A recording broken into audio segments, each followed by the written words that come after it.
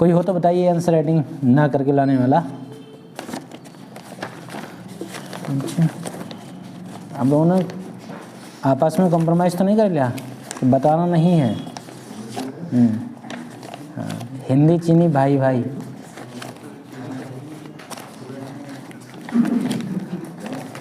कभी उसी तरह से कर लिया हो? हाँ वही तो मैं देख रहा हूँ। हाँ भाई कहाँ है? हाँ है तो।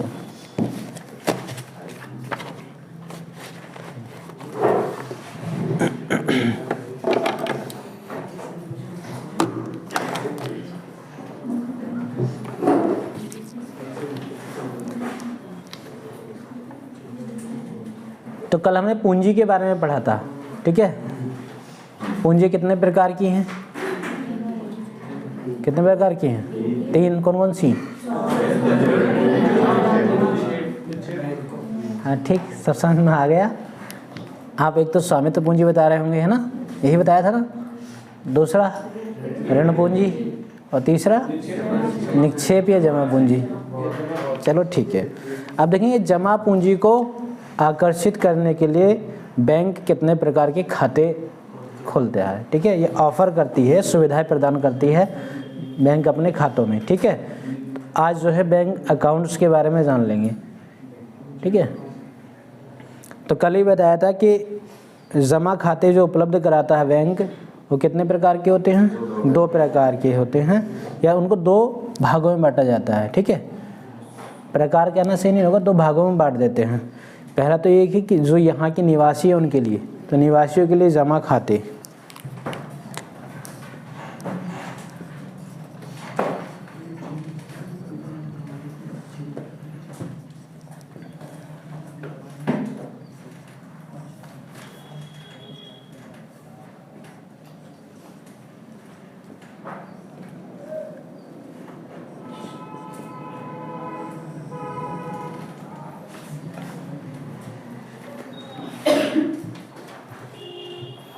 निवासियों के लिए जमा खाते।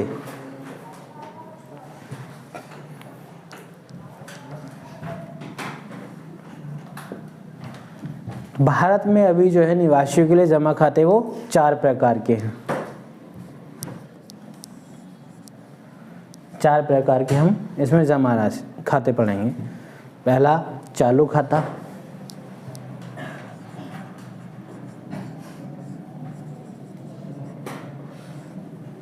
चालू खाता सुना नाम कि नहीं इसका पहले कभी? करंट अकाउंट,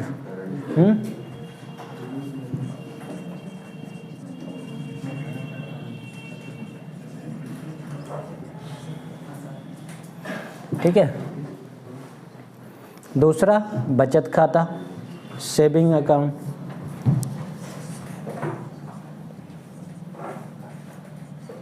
बचत खाता, सेविंग अकाउंट।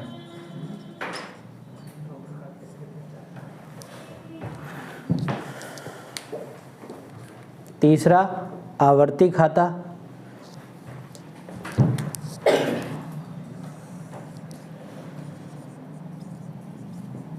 आवर्ती खाता, रिकरिंग अकाउंट।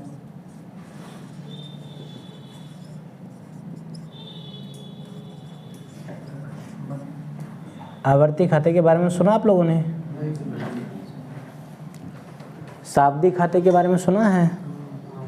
सावधि खाता फिक्स अकाउंट जो होता है, हाँ ना? हाँ मुझे पता, आप लोग इंग्लिश बेहतर समझोगे, ठीक है? सावधि खाता,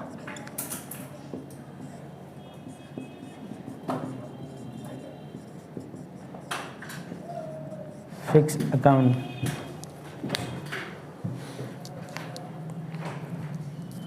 तो कितने प्रकार के होंगे मित्रों?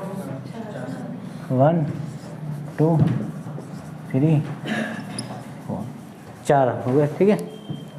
4 प्रकार के खाते हो गए।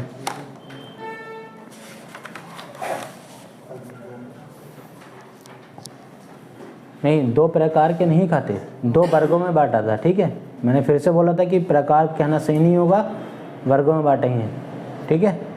2 वर्गों में बांटा। एक क्या है, निवासियों के लिए जमा खाते, निवासी मतलब जो भारत के निवासी हैं इनके लिए जमा खाते, जो भारत में रह रहे हैं उनके लिए जमा खाते। कितने प्रकार के हो गए, 4 के, चालू खाता, बचत खाता, आवर्ती खाता, सावधि खाता।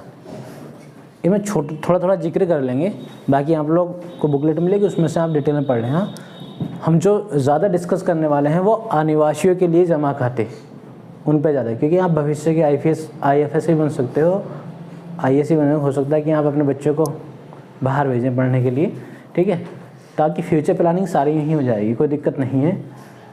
अकाउंट्स के बारे में जानना ज़रूरी है।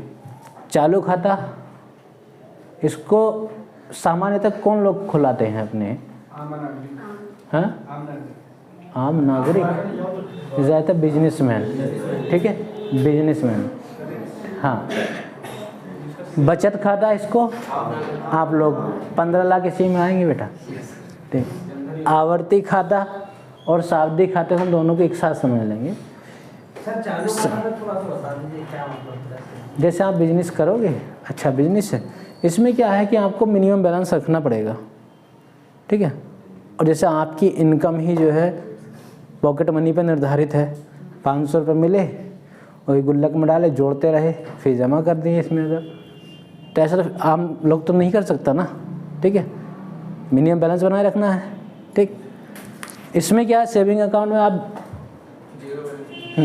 स्टूडेंट्स के लिए 0 बैलेंस पे सुविधा है, सरकार ने दे रखी है, आप रख सकते हो, इसमें कितना भी पैसा रख सकते हो, मिनिमम कोई दिक्कत नहीं है। आवर्ती और सावधि खाते को हम एक साथ पढ़ लेंगे। सावधि खाते में ये है कि एक बार आप डिपॉजिट करोगे, फिक्स डिपॉजिट जिसको बोला जाता है, कि एक बार जमा कर देंगे एक, हाँ, निश्चित तय सीमा समय अवधि तक। आवर्ती खाता एक प्रकार का सावधि खाता है। इसमें क्या है कि आप या तो प्रति माह या प्रति वर्ष जमा करेंगे, इसमें या तो प्रति माह या प्रति वर्ष जमा करेंगे। ये समझे कि नहीं, थोड़ा बहुत आया कि नहीं, उदाहरण इनके थोड़ा थोड़ा लिख लेंगे ताकि याद रह जाए, ठीक है। सामान्यतः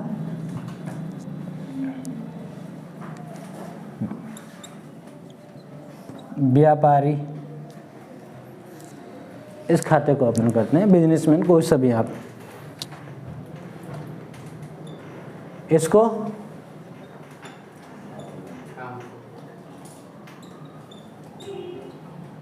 सामान्यतः आम नागरिक या आमजन, और इन दोनों को कोई भी, ठीक है, इन दोनों को कोई भी। इसमें क्या है कि आपको प्रति माह या प्रति वर्ष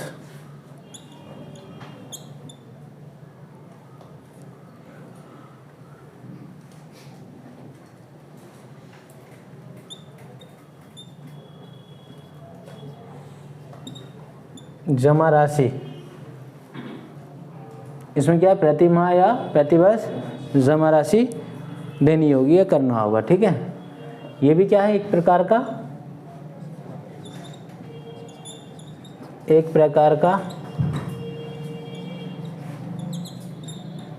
सावधि खाता है, एक प्रकार का सावधि खाता है। इसमें क्या है, इसमें आप जो है एक निश्चित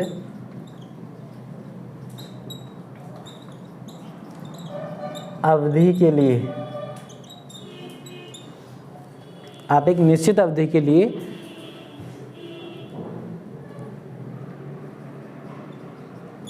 राशि को जमा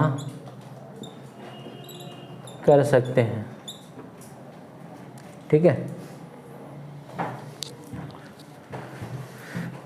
इसलिए सामान्यतः आप देखोगे कि जो सावधि, जब कुछ लोग जो है आरडी रिकरिंग डिपॉजिट करते हैं, मतलब आरडी करते हैं, कुछ लोग फिक्स डिपॉजिट करते हैं, मतलब एफडी करते हैं, ठीक है। जैसे कुछ माता पिता अपने बच्चों की शादी के लिए उनकी पढ़ाई के लिए। अक्सर क्या है कि शादी के लिए ज़्यादा ये अकाउंट्स का इस्तेमाल करते हैं कि अगर एफडी कर दी जाएगी तो एक निश्चित अवधि 10 साल के लिए 10 साल में इतना पैसा मिल जाएगा। कि अभी जो है बिटिया छोटी है, मान लीजिए अभी 9 साल की है तो 10 साल के बाद जो है 19 साल की हो जाएगी। 19 साल में लगभग अगर हमने आज जो है 1 लाख रुपये जमा किया तो 10 साल में काफ़ी हो जाएगा, ठीक है, और पता भी नहीं चलेगा कि उसमें ब्याज मिल रहा है, ठीक। ऐसे आवर्ती खाता, कुछ लोग कहते हैं कि हम महीने के महीने, ये क्या है, ये सामान्यतः उनके लिए है कि जिनकी एक निश्चित आय है, महीने की आय है चाहे वार्षिक आय है, उनके लिए है कि महीने का पैसा आ रहा है और फिर सालाना पैसा आ रहा है, ये उनके लिए है, ठीक है। महीने का पैसा आ रहा है या सालाना का पैसा आ रहा है, ये उनके लिए है। और ये क्या है, जिसकी कोई महीने की इनकम या सालाने की इनकम नहीं है, जिसको भाई मिला कहीं से उसने जमा कर दिया या जोड़ के रखा उसने जमा कर दिया, ठीक है। पर डे का तो बेटा मुझे पता नहीं है, अगर कोई जानकारी हो तो बता देना। पर डे का ऐसा कोई जिक्र है नहीं कहीं, ठीक है। हाँ, उसके लिए आप पॉलिसी इस्तेमाल कर सकते हैं। पॉलिसीज होती हैं जैसे डाकघर की पॉलिसी हैं, ठीक है, और LIC की पॉलिसी हैं, ठीक, और बाकी गुल्लक है आपकी, और क्या, फिलहाल इसमें तो इतना ही है, ठीक। तो अब समझ लें निवासियों के लिए जमा खाते कितने प्रकार के हैं, 4 प्रकार के। चालू खाता वो किसके लिए सामान्यतः व्यापारी लोग हैं, ठीक है, जिनके पास पैसा भरमार रहता है उनके लिए है। बचत खाता सामान्यतः आम नागरिक के लिए है, विद्यार्थियों के लिए है, ठीक। आवर्ती खाते की अगर बात करें तो इसमें क्या है, ये भी सामान्यतः उसके लिए है जिसकी प्रति माह या प्रति वर्ष कोई एक आय हो, ठीक है, आय हो। क्यों, क्योंकि आय होगी तो प्रति माह या प्रति वर्ष जमा कर सकता है उसमें, ठीक है। ये भी क्या है, एक प्रकार का सावधि खाता है। और सावधि खाता होता क्या है, एक निश्चित अवधि के लिए राशि को जमा कर सकते हैं इसमें। ब्याज मिलता है, सब खाते में ब्याज मिलेगा। हाँ, ब्याज मिलेगा इनमें ब्याज मिलेगा, ठीक है। तो हो गए निवासियों के लिए जमा खाते, लिख लिया इतना, ठीक है। अब दूसरा देख लेंगे, साफ कर दें इसको। तो आप अपनी कैटेगरी इसमें ढूंढ सकते हैं कि आप कौन सी कैटेगरी में हो। हाँ, इनमें से हाँ कुछ लोग बचत खाते में होंगे, करंट में है कोई? सर सारे खुलवाएंगे, समय आने दीजिए। अबे आप बताओ, हाँ अब बताइए, समय आने दीजिए। अब तो मुझे लग रहा है आप लोग गुल्लक का इस्तेमाल कर लेते होंगे, वो ही नहीं, हाँ आप लोग के खर्चे इतने हैं ना दरअसल, हाँ बजट इतना आता होता ही नहीं है, खर्चे इतने हैं जी। अब सेकंड पॉइंट हम देख लेंगे, इसको क्या अरेंज करें, बस ऐसे कर दीजिए, आप पूरा लिखेंगे, ठीक है, उसी पे आ नहीं लगा देंगे, ठीक है। हाँ, आदिवासियों के लिए जमा खाते, आदिवासी नहीं वे, आदिवासियों के लिए। आदिवासी क्या खाता, वो तो बेचारा जानते नहीं क्या महात्मा गांधी क्या मतलब है। खैर अब थोड़ा मुख्य धारा में आ गए तो अब जानने लगे कि अपना बापू ये था और इसके बिना जो है काम नहीं चलेगा।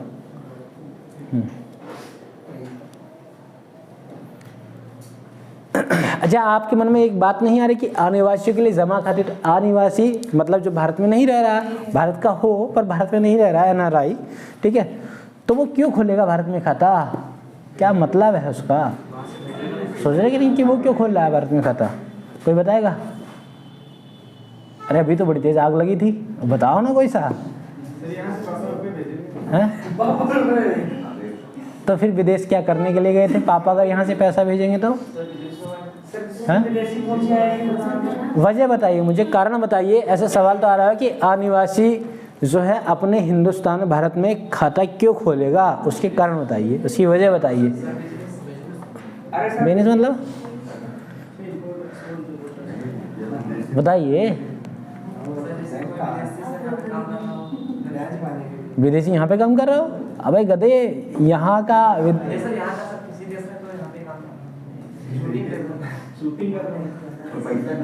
साधारण शब्दों में यह है कि आप जो है अमेरिका चले गए, चलो मान लीजिए आप चले गए, आप यहाँ भारत में अपना खाता क्यों खोलेंगे? कोई वजह बताओ।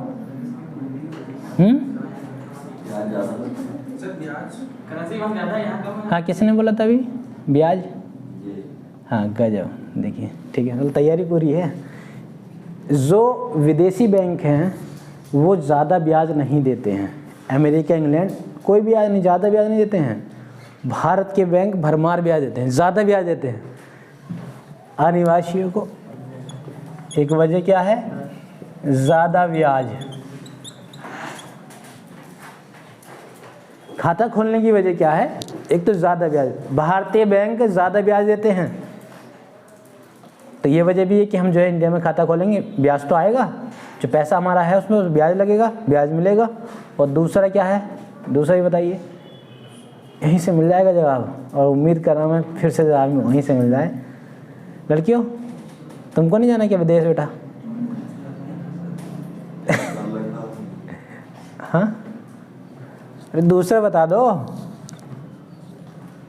अंधभक्ति नहीं, देशभक्ति। अंध नहीं, देशभक्ति है। इंडिया के हैं तो इंडिया में खोलेंगे खाता, नहीं, दोनों चीज़ें हैं, ठीक है। पहला क्या है? ज़्यादा ब्याज, और दूसरा देशभक्ति कि इंडिया में भी तो अपना खाता हो जी। इंटरेस्ट ही नहीं ना, ज़्यादा ब्याज नहीं मिलेगा ना, ठीक है। अब देख लेंगे अनिवासियों के लिए जमा खाते कितने प्रकार के होते हैं, कौन कौन से होते हैं, उन जमा खातों पर बात कर लेंगे, ठीक है।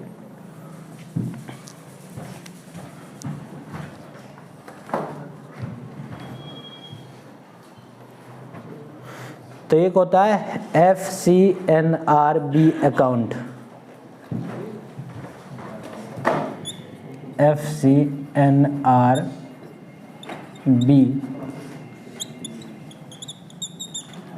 Account, FCNRB account, foreign currency non resident bank account. यहाँ लिख दें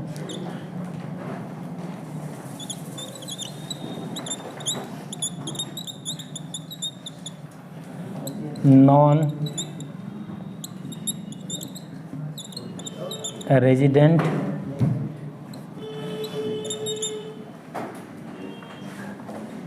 बैंक अकाउंट,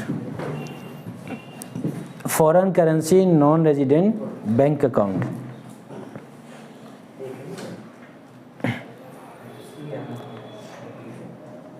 कुछ लोग सोच रहे होंगे इससे अच्छा तो अपनी यही सही है, नाम ही इतना बड़ा है, ठीक है। दूसरा है NRER account, non resident external rupee, NRER, NRER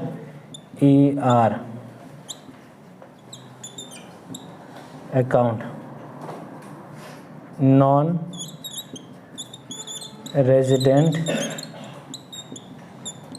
external rupee account.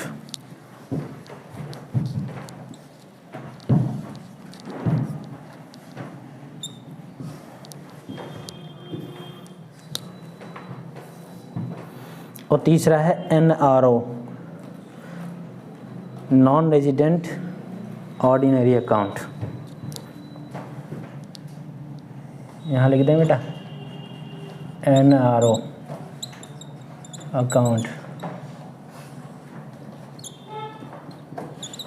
Non resident ordinary account.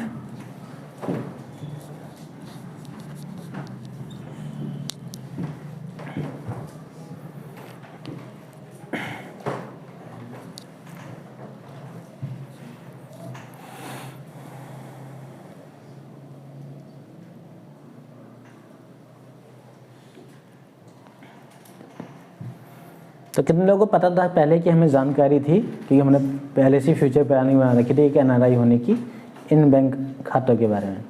कोई है ऐसा? कोई नहीं है। हाँ, तो आप तो IAS बनोगे, आप अपने बच्चों को क्या फिर यहीं रखोगे? देश सेवा कराइए उनसे, ठीक है। क्या भेलपुरी बेचेंगे? तो अनिवासियों के भारत में खाता खोलने की वजह की अगर बात करें, कारण क्या है? एक तो ज़्यादा ब्याज देते हैं भारतीय बैंक, और दूसरा क्या है? देशभक्ति का मामला भी आ जाता है, ठीक है। अगर खातों की बात करें तो उसमें FCNRB अकाउंट मतलब foreign currency non resident bank account है, ठीक है। दूसरा है NRER account non resident external rupee account, और तीसरा है NR account non resident ordinary account. अब होते क्या हैं ये देख लेंगे क्या है, ठीक है।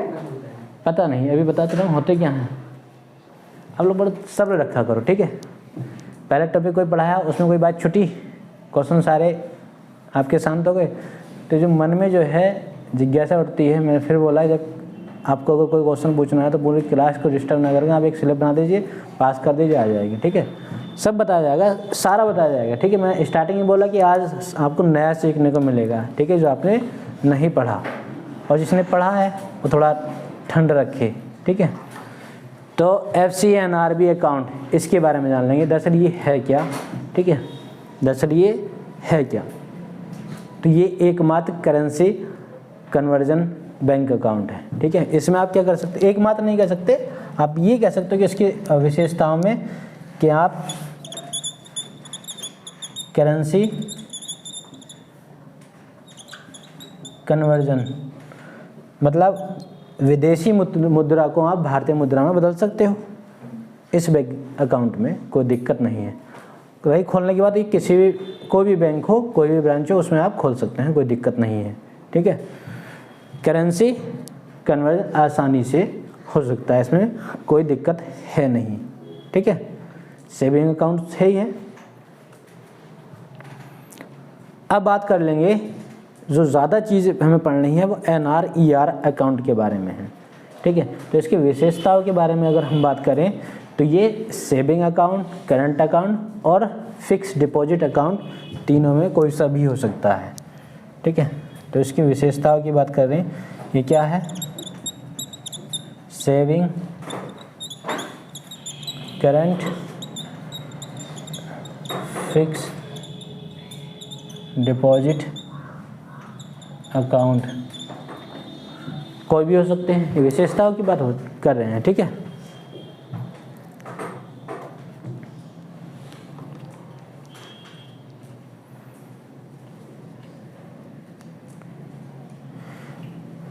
इसमें क्या है कि अगर आपके NRER अकाउंट में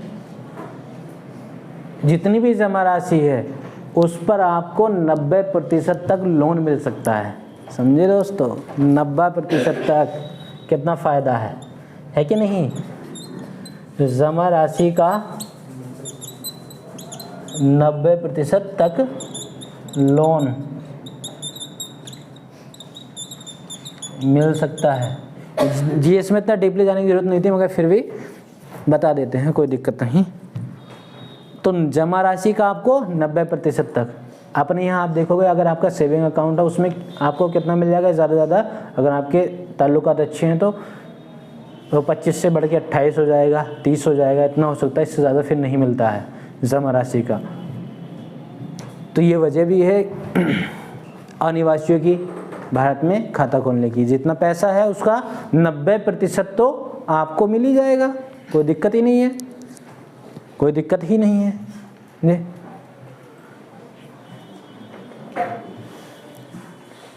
और सबसे खास बात यह है कि टैक्स नहीं लगता है। सबसे बड़ी बात क्या है? टैक्स नहीं लगेगा, टैक्स नहीं लगता।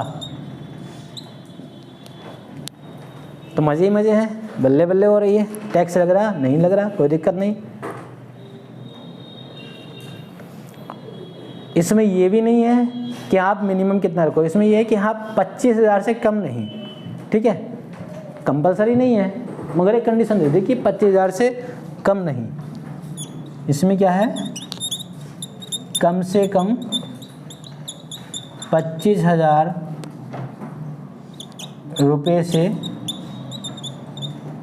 कम बैलेंस नहीं रख सकते। ठीक है, सकने में है बात, नहीं लिखने चाहे तो, क्योंकि आगे ऐसे ही कुछ नहीं रख सकते।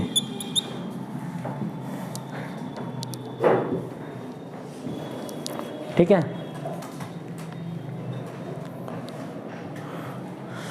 इसमें एक खास बात ये भी है कि आप जो है किसी भारतीय नागरिक के साथ जॉइंट अकाउंट नहीं खोल सकते। ठीक है, आप चाहते हो कि जैसे अगर भारत में आपके कोई परिचित या संबंधित रिश्तेदार परिवार के कोई लोग रह रहे हैं, आप चाहते हो कि उनके साथ एक जॉइंट अकाउंट इसमें हो जाए तो वो भी आप आसानी से पैसे निकालें, तो ऐसा नहीं है। ठीक है, इसमें क्या है कि आप जो है भारतीय नागरिक के साथ जॉइंट अकाउंट नहीं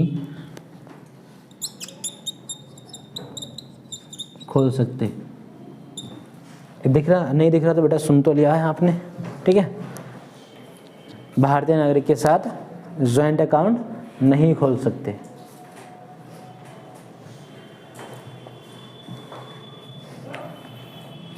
इससे क्या होगा कि आप लोग कंपेयर भी कर लेंगे कौन सा बेहतर अकाउंट है, कौन सा हमें ओपन करना चाहिए, उसकी बात कर लेंगे।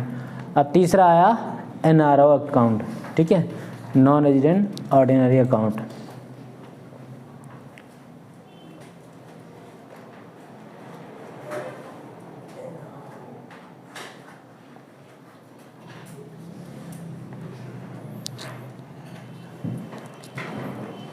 इतना हो गया, तो इसके बारे में इधर ही लिख लेते हैं, मैं इसको साफ नहीं करना चाह रहा हूँ अभी। ठीक, इसके बारे में विशेषताएं यहाँ से शुरुआत कर लें, कोई दिक्कत नहीं ना। ठीक है, आप भी ऐसे एरो नहीं बना देना, आपके यहाँ स्पेस है तो नहीं रखना। कभी ऐसे ना होता कि सर ने समझा ऐसे बनाएंगे ऊपर, पता नहीं इससे नंबर अच्छे मिल जाएंगे क्या, नंबर अच्छे नहीं मिलेंगे, इसको समझ नहीं आए काट देगा। ठीक है, तो आपको जहाँ सहूलियत हो वहाँ लिखना, कोई दिक्कत नहीं है। तो जैसे बेटा NRER अकाउंट में आप जो है जमा राशि का 90% लोन मिल सकता था, इसमें भी ऐसा ही है। ठीक है, तो इसमें क्या लिख दें, जैसे ये है वैसे ही है। एक लड़की यहाँ पहले रही तो उनसे कोई क्वेश्चन पूछ रहे कि जैसे इसका क्वेश्चन है वैसे ही मेरा सवाल, मतलब जैसे उसका जवाब है वैसे ही मेरा जवाब है। उसने कभी जवाब दिया ही नहीं कि जैसे ने बोला वैसे ही। ठीक, तो जमा राशि का कितना मिल जाएगा इसमें, जमा राशि का 90% तक लोन मिल सकता है इसमें। ठीक है, अब NRER अकाउंट में क्या था, टैक्स नहीं लगता। इसमें क्या था, टैक्स नहीं लगता। इसमें क्या है, भारतीय कानूनों के आधार पर टैक्स लगेगा। ठीक है, इसमें क्या है, भारतीय कानूनों के आधार पर टैक्स लागू होगा, टैक्स लागू होगा। इसमें क्या था कि कम से कम आप 25,000 रुपये से कम बैलेंस नहीं रख सकते, मतलब नहीं रख सकते कि ये इतना जोर डाल के नहीं है कंपल्सरी नहीं। इसमें क्या है कि आप 25,000 से कम बैलेंस नहीं होना चाहिए। ठीक है, इसमें क्या है, कम से कम। इसमें ये नहीं बताया कि अगर आप नहीं रखोगे तो क्या होगा। ठीक है, इसमें स्पष्ट कर दिया कि आपका 25,000 रुपये से कम का बैलेंस नहीं होना चाहिए, कम बैलेंस नहीं होना चाहिए। कुछ छोटा छोटा हो गया होगा, जूम कर लेना तो। ठीक है, कम से कम 25,000 रुपये से कम का बैलेंस नहीं होना चाहिए। ठीक है,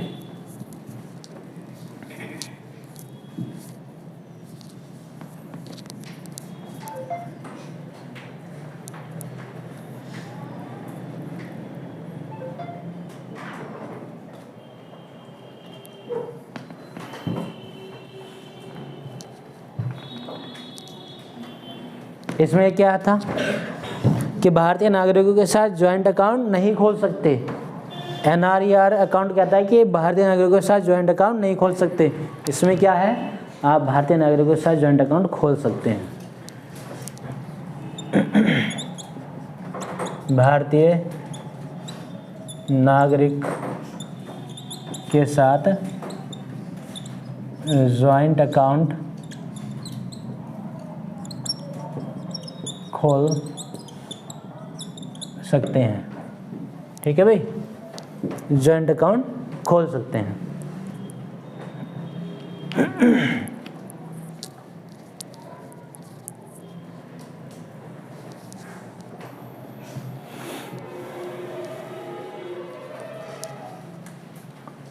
लिख लिया, इतना क्लियर हुआ? एक बार रिवीजन कर लेंगे तेजी से। ठीक है, अनिवासियों के लिए जमा खातों की वजह क्या हो सकती है? संभावित वजह कि ज़्यादा ब्याज देते हैं भारतीय बैंक। दूसरा कि देशभक्ति का ये मामला आ जाता है। ठीक है, कि सारा पैसा अपने पास रख रहे हो, कम से कम हिंदुस्तान की जिस मिट्टी में आप पले हो उसमें तो कुछ ना कुछ जमा करो ना भाई। पैसा यहाँ जमा होगा तो भारतीय अर्थव्यवस्था में सुधार भी आएगा। जमा है पैसा तो उसका कहीं ना कहीं इस्तेमाल तो करेगी ना बैंक। बताया था ना कि इस्तेमाल किस तरह से करती है जी। अब खातों की बात कर लें, अनिवासियों के लिए जमा खाते कौन कौन से हैं? तो वो एक है FCNRB अकाउंट, जिसकी full form foreign currency non resident bank account. ये क्या है? आप इसको बोल सकते हैं बैंक अकाउंट सेम ऐसी है जैसे कि आप सेविंग, फिक्स, करंट, ये सब है। इसमें एक विशेषता क्या है कि आप इसमें करेंसी कन्वर्जन कर सकते हैं। ठीक है, और आसानी से ये ट्रांसफरेबल भी है, आसानी से ट्रांसफरेबल भी है, कोई दिक्कत नहीं है। NRER अकाउंट की अगर बात करें तो इसकी जो विशेषता है इसमें क्या है? सेविंग, करंट, फिक्स्ड, कोई सा भी हो सकता है। जमा राशि का 90% तक आपको लोन मिल सकता है, इस पर टैक्स नहीं लगेगा। और फिर कम से कम आप इसमें 25,000 रुपये रख सकते हैं, कोई दिक्कत नहीं है। भारतीय नागरिक के साथ ज्वाइंट अकाउंट नहीं खोल सकते, बस इस बात का ध्यान रखेंगे। वहीं NRO अकाउंट में क्या है विशेषताएं कि जमा राशि का 90% लोन मिलेगा, इसमें भी भारतीय कानूनों के आधार पर टैक्स लगेगा। यहाँ क्या था, टैक्स नहीं लग रहा था, बट यहाँ लगेगा टैक्स। यहाँ कम से कम 25,000 रुपये रखने पड़ेंगे या होने चाहिए आपके अकाउंट में, और भारतीय नागरिकों के साथ ज्वाइंट अकाउंट खोल सकते हैं। ठीक है, तो क्या है, जो सुविधा इसमें नहीं है वो उसमें है, उसमें नहीं है तो वो इसमें। ठीक है, तो आप अपने हिसाब से तय कर सकते हैं कि आप कौन सा अकाउंट खोलना चाहेंगे। ठीक है, ये क्लियर हुआ इतना? ठीक, अब जितने भी अकाउंट्स थे इनको एक साथ थोड़ा पर होकर देख लेंगे। ठीक, साफ कर दें इसको।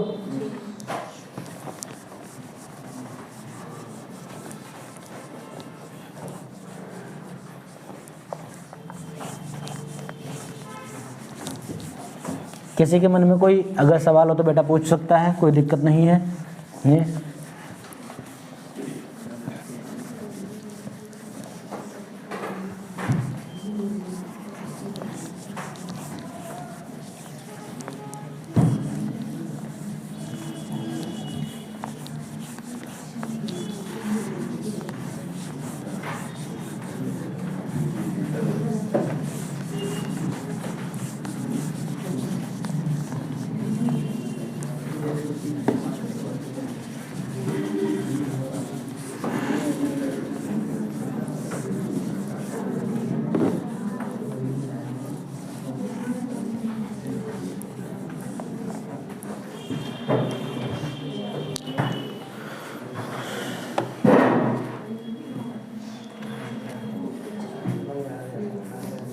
अब क्या है, एक थोड़ी सी आप टिप्पणी अगर लिखेंगे तो उसमें थोड़ा सा स्पष्ट हो जाएगा। अगर अभी भी जो है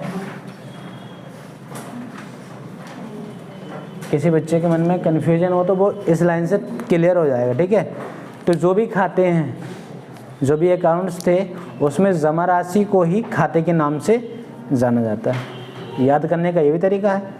ठीक है। तो जो भी खाते थे इनमें जमा राशि के खाते के नाम से ही जाना जाता है। ये लिख लो, विभिन्न खातों में जमा राशि को खाते के ही नाम से जाना जाता है, खाते के ही नाम से जाना जाता है। अब जैसे समझ लेंगे, आप लोग बताओगे करंट डिपॉजिट था कि नहीं? Current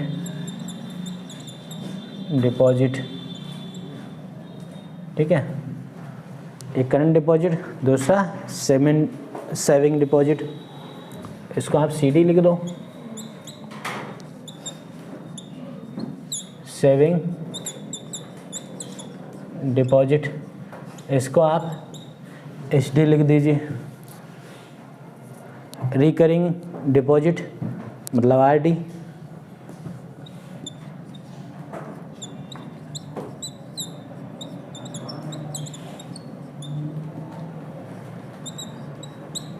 RD। और बताइए फिक्स्ड डिपॉजिट था कि नहीं? फिक्स डिपॉजिट मतलब FD, ठीक है। ये अनिवासियों के लिए थे क्या निवासियों के लिए? निवासियों के लिए थे, ठीक है, मतलब रेजिडेंट डिपॉजिट अकाउंट।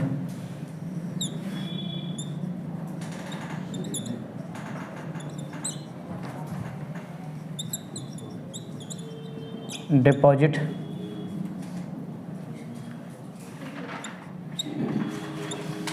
निज जमा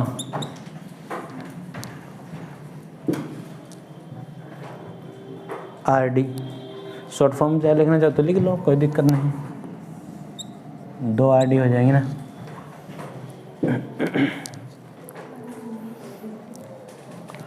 अब बात कर लेंगे जो अनिवासियों के लिए अकाउंट थे, उसमें FCNR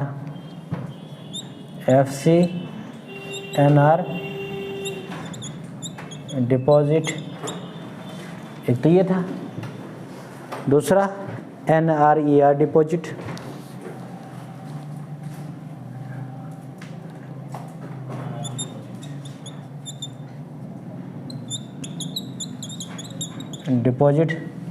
और तीसरा NRO डिपॉजिट, ठीक है, NRO डिपॉजिट। ठीक, इनके लिए थे नॉन रेजिडेंट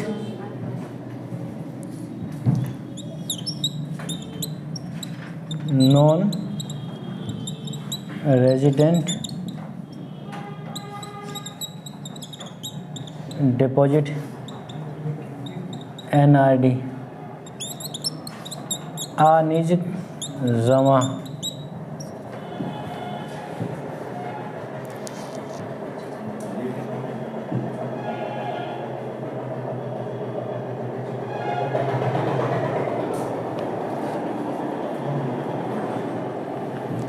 अब ये सभी बैंक अकाउंट्स क्या करते हैं?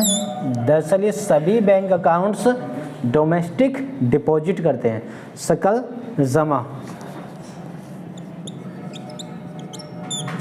जमा का काम करते हैं।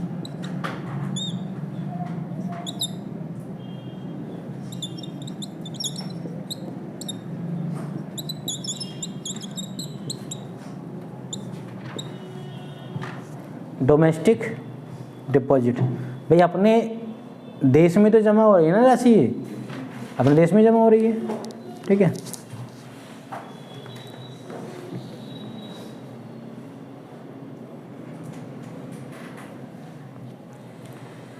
तो सभी बैंक अकाउंट्स आपने जो है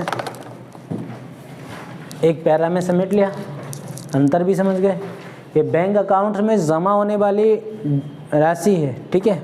अभी लिखा था ना कि बैंक में जो जमा राशि होगी उसको उसी नाम से जाना जाएगा, ठीक है। करंट वाले में करंट डिपॉजिट होता है, सेविंग वाले में सेविंग डिपॉजिट होता है, रिकरिंग वाले में रिकरिंग डिपॉजिट होता है, फिक्स वाले में फिक्स डिपॉजिट होता है, ठीक है। ऐसी FCNR बी अकाउंट में क्या होता है, FCNR डिपॉजिट होता है। ऐसे ही NRER में NRER डिपॉजिट, NRO में NRO डिपॉजिट। क्लियर है कि नहीं? ठीक है।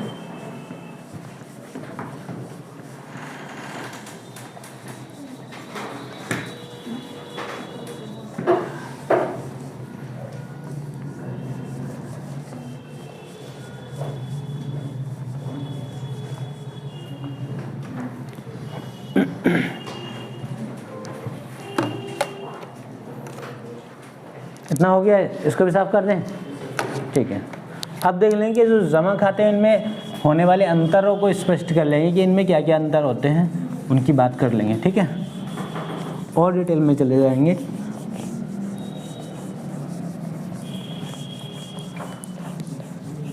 अब आपको लग रहा है कि नहीं कि ये जो बजट पास हुआ 2022 का आप ही को करना चाहिए था?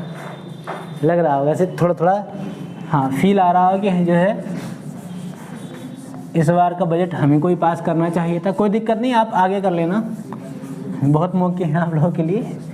बजट बनाना भी, बजट पास भी करना, कोई दिक्कत नहीं, मौके हैं।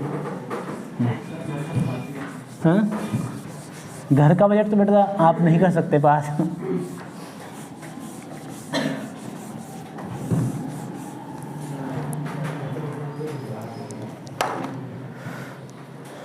तब देखें जमा खातों में अंतर स्पष्ट करने या होने वाले प्रमुख लक्षण।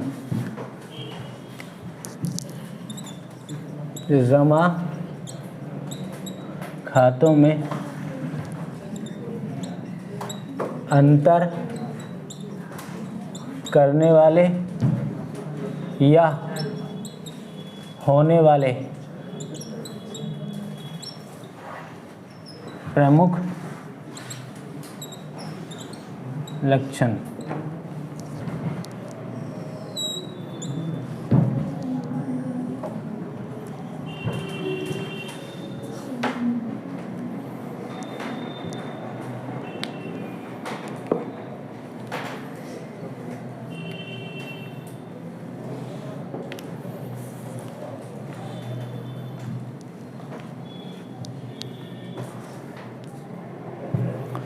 तो इन प्रमुख लक्षणों में आप जो है एक पढ़ेंगे जमा बारंबारता,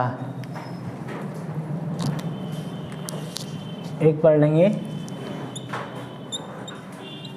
जमा बारंबारता, फ्रीक्वेंसी ऑफ डिपॉजिट।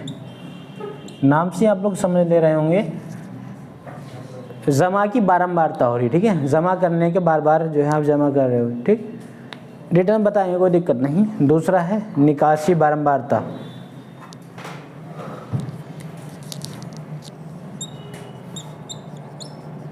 निकासी बारंबारता, फ्रीक्वेंसी ऑफ विड्रॉ।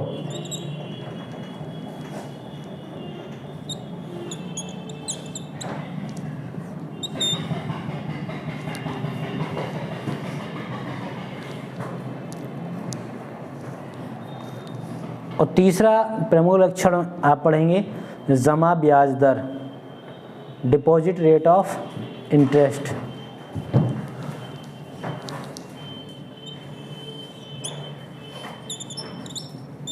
जमा ब्याज दर, डिपॉजिट रेट ऑफ इंटरेस्ट।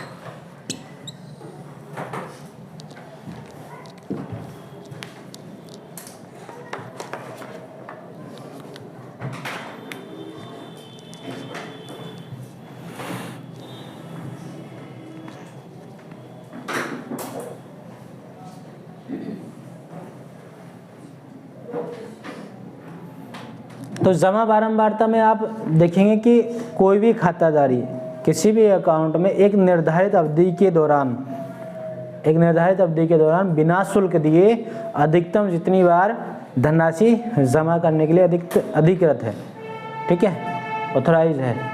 तो एक निर्धारित अवधि के लिए या एक निर्धारित अवधि के दौरान एक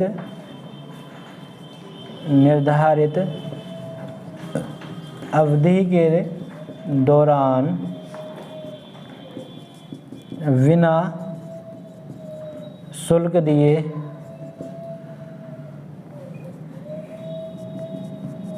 जितनी बार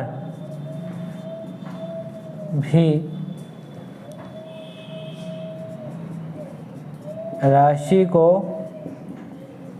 जमा कर सकता है, ठीक है। मतलब एक खाताधारी किसी खाते में एक निर्धारित अवधि के दौरान बिना शुल्क दिए जितनी बार भी राशि को जमा कर सकता है या उसके लिए अधिकृत है।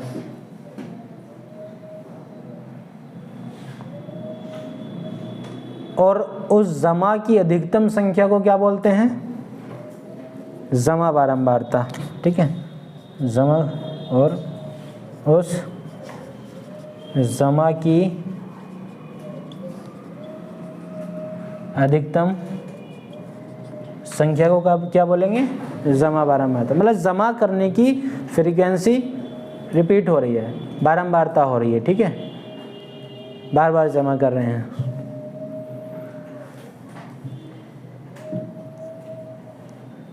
इसको शांत करके आओ बेटा कोई।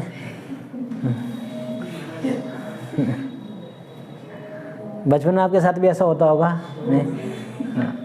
मगर इसकी क्या वजह हो सकती है? स्कूल तो खुल ही नहीं रहे, ये क्यों रो रहा है या रो रही है, ठीक है, क्या वजह है? और 9 बज रहे हैं, इसका मतलब क्या है? हाँ, घरों में खाना वाना बनाने की तैयारी है। मम्मी का कहना नहीं माना होगा, ढेला धेगू से, समझे? तो समय भी परिस्थिति बताती है कि क्या मामला है। अब निकासी बारंबारता में आप लोग तेजी से बता देंगे इसमें क्या चेंज करें। बस एक खाताधारी किसी खाते में एक निर्धारित अवधि के दौरान बिना शुल्क दिए जितनी बार भी राशि को निकाल सकता है। बस जमा की जगह निकालना हो लिख दो, बस सिंपल। रटना पड़ेगा कि नहीं? नहीं। इस पर भी जो बोलेगा रटना है तो डूब के मर जाओ चुल्लू भर पानी में। अवधि के दौरान, और मुझे लगता नहीं आप लोग वैसे होनहार हो, आपके नंबर जो कॉपियों में इतने अच्छे आते हैं कि बस निर्धारित शुल्क दिए जितनी बार भी राशि को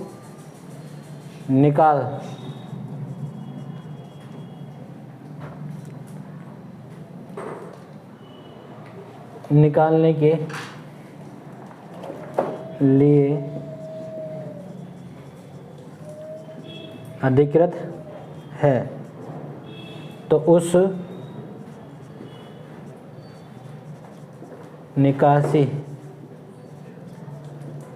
राशि निकासी की अधिकतम संख्या को क्या बोलेंगे आप? निकासी बारंबारता।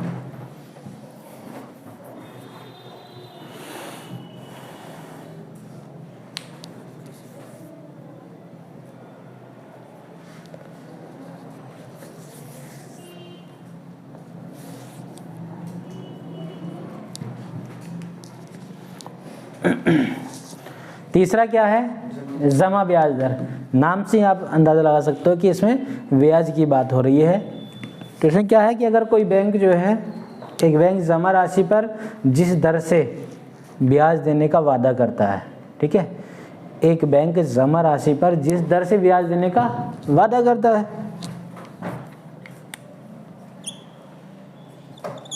एक बैंक जिस दर से, डर नहीं बेटा, दर, रेट,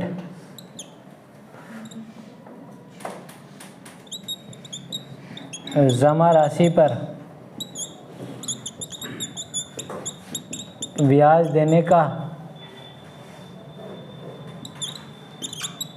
वादा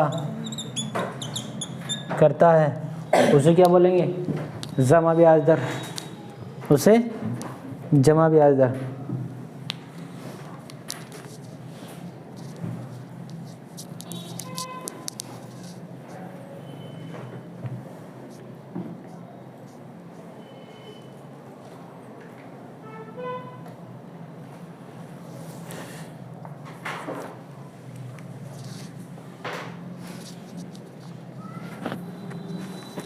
ठीक है कि जमा खातों में अंतर करने वाले या होने वाले प्रमुख लक्षणों के बारे में आप पढ़ रहे थे। तो इसमें क्या था?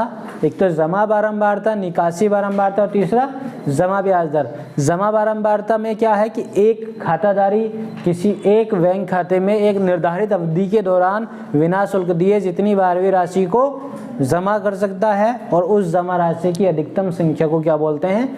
जमा बारंबारता। कोई दिक्कत तो नहीं है इसमें। ऐसे ही निकासी बारंबारता में सिंपल सा है, कोई चीज़ नहीं करना है, जहाँ जमा था वहाँ क्या वो क्या करने लगा?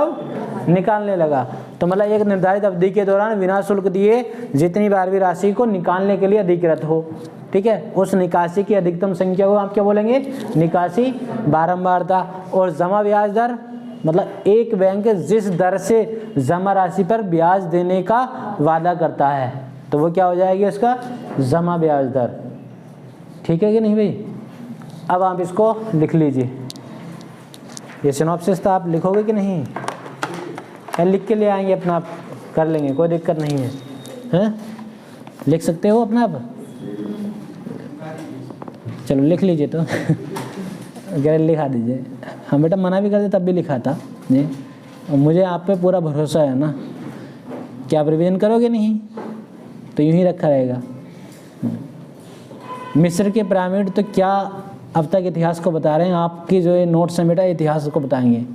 आपकी अब से जो है 99वीं पीढ़ी भी आपके नोट्स बरकरार पढ़ लेगी ऐसे ही कि जब भी कभी खुलेंगे नहीं, ऐसे ही रखे रहेंगे, कोई दिक्कत नहीं है। आप इनको छिपा के रखोगे, बक्से में छिपा के रखोगे तो वैसे ही मिलेगा। पहला आ जाए कोई दिक्कत नहीं है, लेमिनेशन और करा लेना।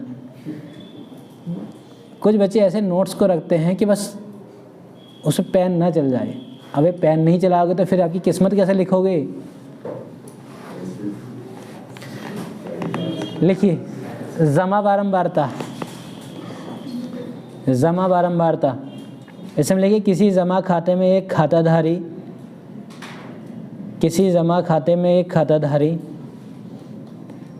एक निर्धारित अवधि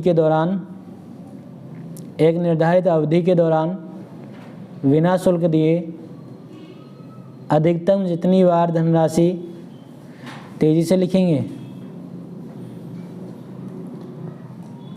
एक निर्धारित अवधि के दौरान बिना शुल्क दिए अधिकतम जितनी बार धनराशि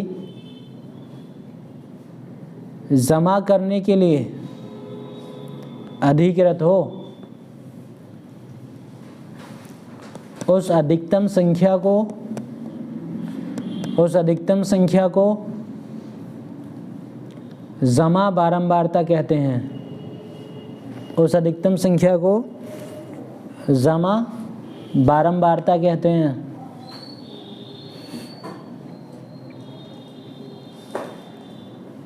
अगला बिंदु निकासी बारंबारता।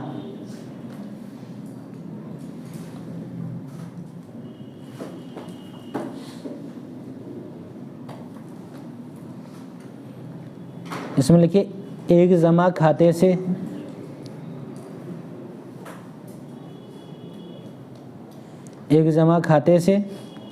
एक खाताधारी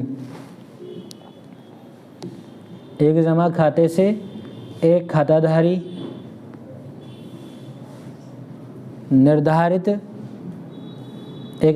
अवधि के दौरान बिना शुल्क दिए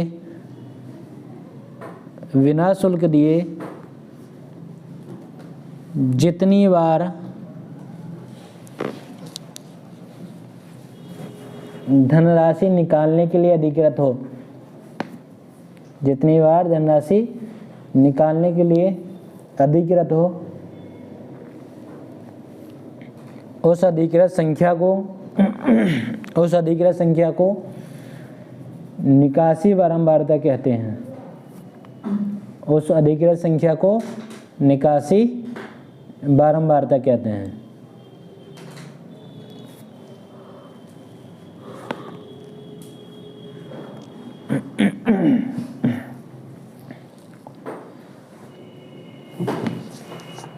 अब इसमें क्या है, जमा बारंबारता खाते में जमा हो रहा है, ठीक है। इसमें निकासी में क्या है, खाते से निकाला जा रहा है, ठीक है। इसमें क्या है, खाते में, इसमें खाते से, ठीक। तीसरा लिख लीजिए, जमा ब्याज दर। जमा ब्याज दर एक बैंक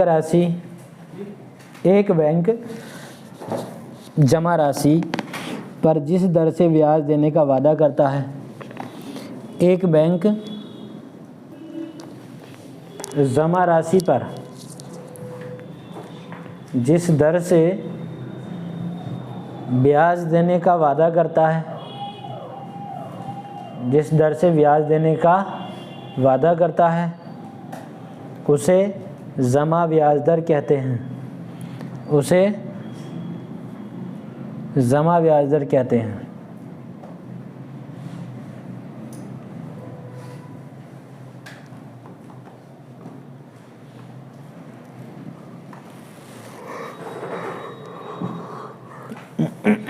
कितना हो गया? अब एक टिप्पणी या नोट आप लिख लेंगे कि आखिर चालू खाता और बचत खाता, क्या इन दोनों को एक खाता भी बोल सकते हैं कि नहीं, उसके बारे में थोड़ी सी एक टिप्पणी हम लोग देखेंगे।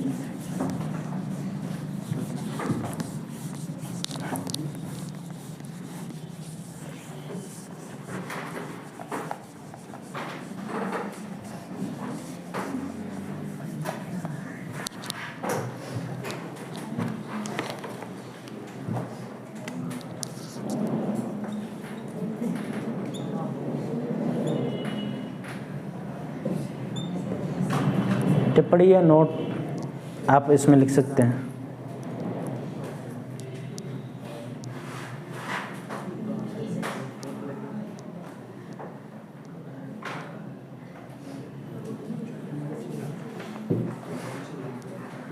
अब आपने पढ़ा था करंट डिपॉजिट, पढ़ा कि नहीं?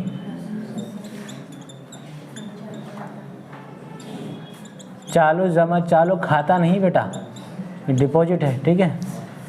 करंट डिपॉजिट, चालू जमा, सेविंग डिपॉजिट भी था कि नहीं?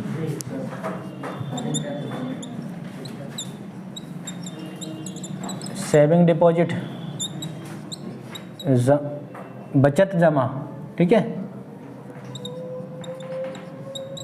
बचत जमा। तो एक खाताधारी चालू जमा या बचत जमा को जब चाहे तब मांगे तब निकाल सकता है, ठीक है। जब मांगे तब निकाल सकता है, ठीक है। इन दोनों को एक खाताधारी जब मांगे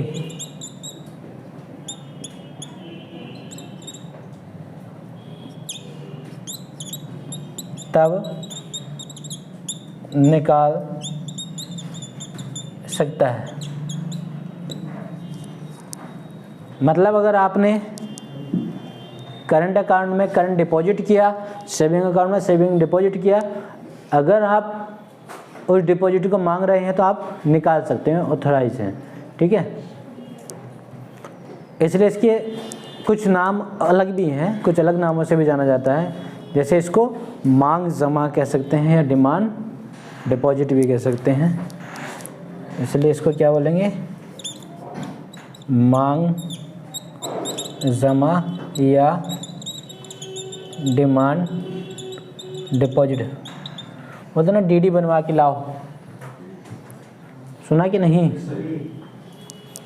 इसको आप कासा भी बोल सकते हो, कासा, साका नहीं, कासा, ठीक है। हाँ, कासा भी कह सकते, कासा डिपॉजिट मतलब current account plus saving account deposit भी कहते हैं, समझे।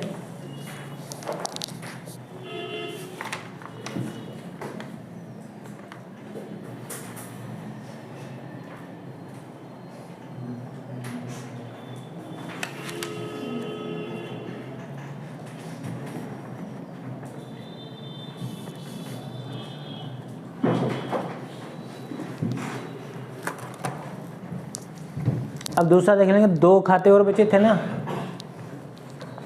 सावधि और आवर्ती, बचा था कि नहीं। अब इन दोनों को भी देख लेंगे।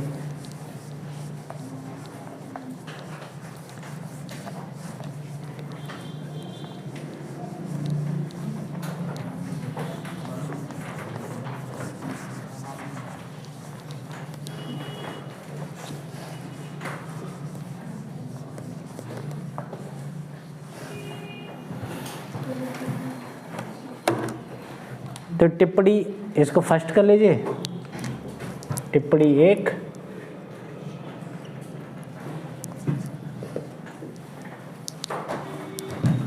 और यहाँ टिप्पणी सेकेंड। इसमें हमने कौन कौन से डिपॉजिट की बात की थी, करंट एंड सेविंग।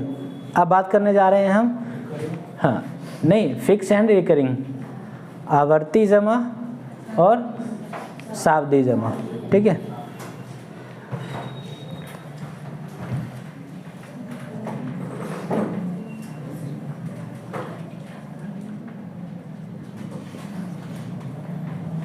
ठीक है, और ये हो गया आवर्ती जमा, और दूसरा फिक्स डिपॉजिट सावधि जमा, ठीक है।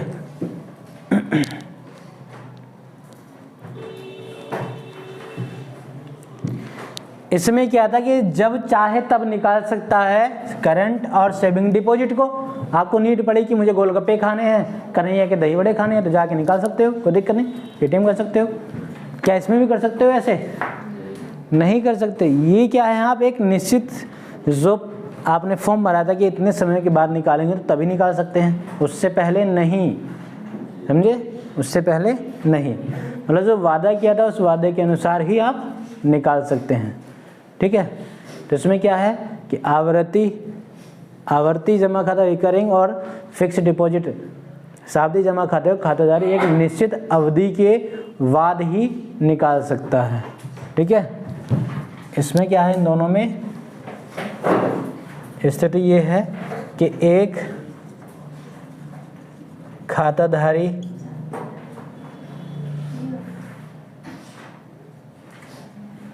एक निश्चित अवधि के बाद ही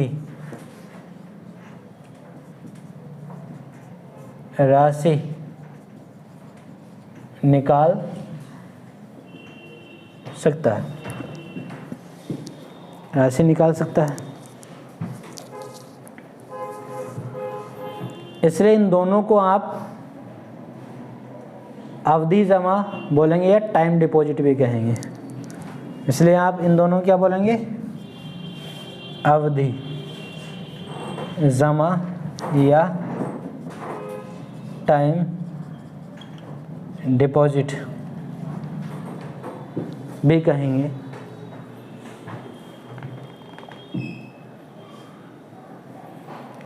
कुछ लोग इसे टर्म डिपॉजिट भी कहते हैं।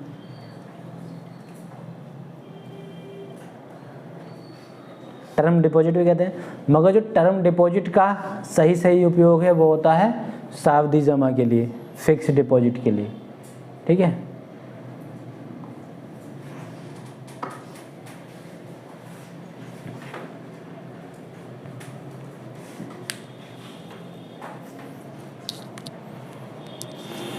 तो दोनों में समझ लिए आप। टिप्पणी 1 के अनुसार अगर हम देखें, करंट डिपॉजिट जो कि चालू जमा है, सेविंग डिपॉजिट बचत जमा, इन दोनों में से एक खाताधारी जब मांगे तब पैसा निकाल सकता है कि नहीं? तब निकाल सकता है। ठीक है, इसको आप मांग जमा, डिमांड डिपॉजिट या CASA कासा डिपॉजिट भी कह सकते हैं। ठीक है, वहीं टिप्पणी 2 की अगर बात करें तो रिकरिंग डिपॉजिट, आवर्ती जमा, फिक्स्ड डिपॉजिट, सावधि जमा, इन दोनों खातों में एक खाताधारी एक निश्चित अवधि के बाद ही राशि को निकाल सकता है, उससे पहले नहीं निकाल सकता है। ठीक है, इसलिए इसको अवधि जमा भी बोलते हैं। ठीक, अब तेजी से खुलासा कर लेंगे ना इसका। हाँ, खुलासा कर लीजिए। टिप्पणी 1 का खुलासा।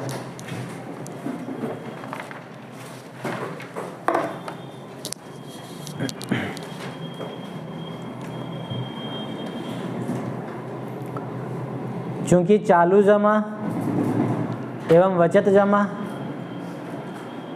चूंकि चालू जमा एवं बचत जमा को खाताधारी जब मांगे, चूंकि चालू जमा एवं बचत जमा को खाताधारी जब मांगे तब निकाल सकता है। क्या निकाल सकता है? राशि। इसलिए इन दोनों को मिलाकर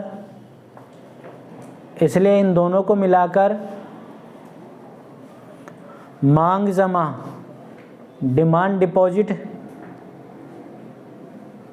कहते हैं। डिमांड डिपॉजिट कहते हैं।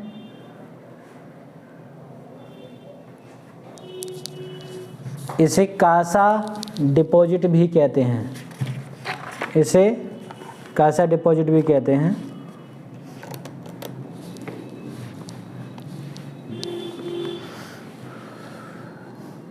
अब बात कर लेंगे टिप्पणी 2 के खुलासे की। इसमें भी लिख लीजिए, चूंकि आवर्ती जमा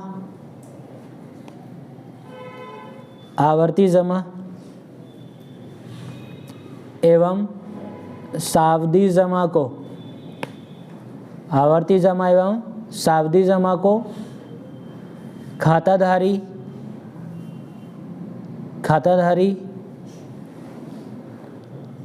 एक निश्चित अवधि के बाद ही निकाल सकता है।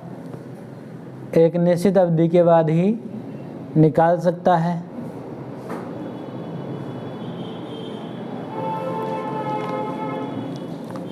इसलिए इन दोनों को मिलाकर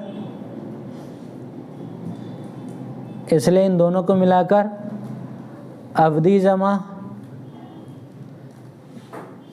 टाइम डिपॉजिट भी कहते हैं। अवधि जमा, टाइम डिपॉजिट भी कहते हैं। कुछ लोग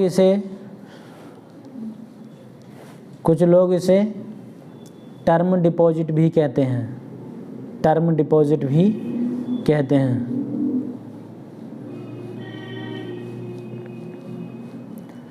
लेकिन टर्म डिपॉजिट का सही उपयोग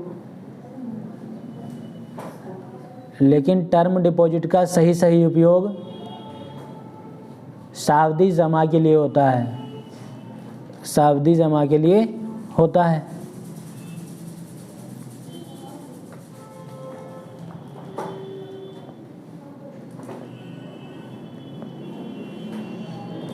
ठीक है, तो आज का कार्यक्रम यहीं पे समाप्त करते हैं। ठीक है, कल नए टॉपिक के साथ फिर से शुरुआत करेंगे। क्वेश्चन लिख लीजिए आप लोग।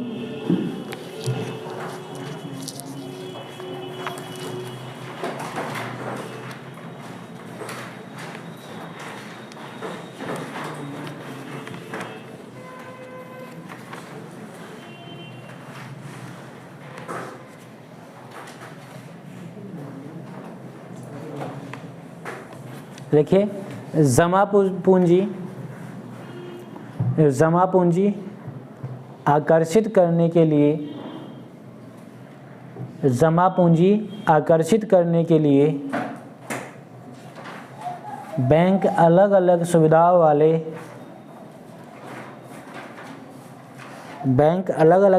वाले कितने प्रकार के जमा खाते उपलब्ध कराता है? बैंक अलग अलग सुविधाओं वाले कितने प्रकार के जमा खाते उपलब्ध कराता है?